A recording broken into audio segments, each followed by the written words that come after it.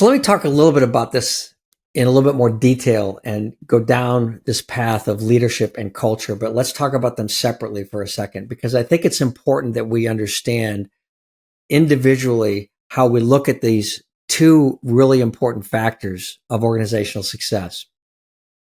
So many years ago, I had a definition of leadership. And that definition was the ability to influence others towards a goal and objective with voluntary support. And I had a close friend of mine often say to me, I get that and I kind of understand it, but I think something's missing. All right. Something's missing. And I don't like the word influence. And because sometimes it feels like manipulation, not just the way I interpret it. And for so many years, I thought about it. Our team thought about it. We threw the ideas around. And in the last 10 years, we've come up with a different definition. And that definition starts with building relationships. So our definition of leadership is the ability to build relationships so we can achieve our goals together with compassionate accountability. So when we talk about how we engage people in the goals and the achievement of the organization, I mean, we can talk about values and people getting along and working hard and all those wonderful things about values. The fact of the matter is the organization is there to achieve some goals.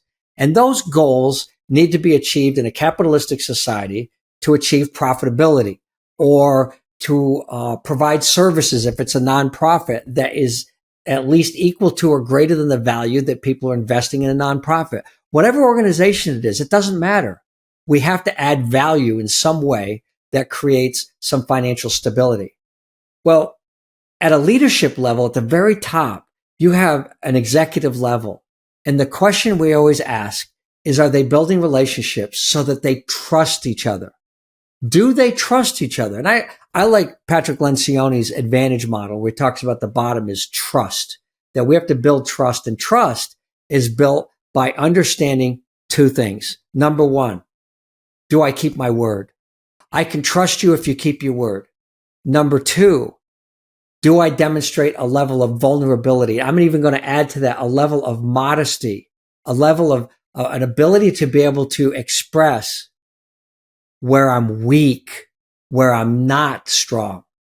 So if you look right behind me, I've got an American flag and you might not be able to see it, but there's a couple of bars on that. And those bars are captain's bars because I was in the United States Army and I was a commanding officer. And one of the things the military teaches us in boot camp is what our weaknesses are. And I know that might sound strange, but on a team, if the team understands where my weaknesses are, then the team can protect me from that and not put me in a position where I will fail by expecting me to work on in an area of weakness. No. Success as an adult doesn't come from focusing on weaknesses. It comes from focusing on strengths. One of the first parts of leadership development is coming from the inside out, understanding myself, understanding my strengths and weaknesses, and then be able to be part of a team that snaps in my strengths. And then with some humility, some modesty, I can express my weaknesses with vulnerability so people can trust me. So I'm not going to try to hide that. If I hide it and I'm given some assignments that are aligned with my weaknesses and we fail, then we all fail. That is not good for the team. So in fact, knowing what my weaknesses are, knowing what my teammates' weaknesses are, actually expands our level of trust. It doesn't reduce it. It makes it better. If I start with trust, then you can look up Lencioni's model of going through conflict and accountability and results and accomplishment of that plan and so on. But it starts with trust. So how do we build trust with each other? We start with vulnerability and focusing on strengths and limitations as a team with openness and modesty to be able to work better as a team. For what? To be able to hold each other with the values, the mission, the vision of the organization, the strategy, the execution. If somebody is struggling in execution, one member of the team can go, "Hey, what's going on?" And we hold each other accountable. It gets back to my definition.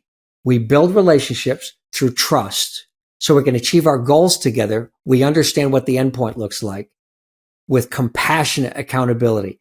each individual has to be able to step up on the team for the team to achieve its results.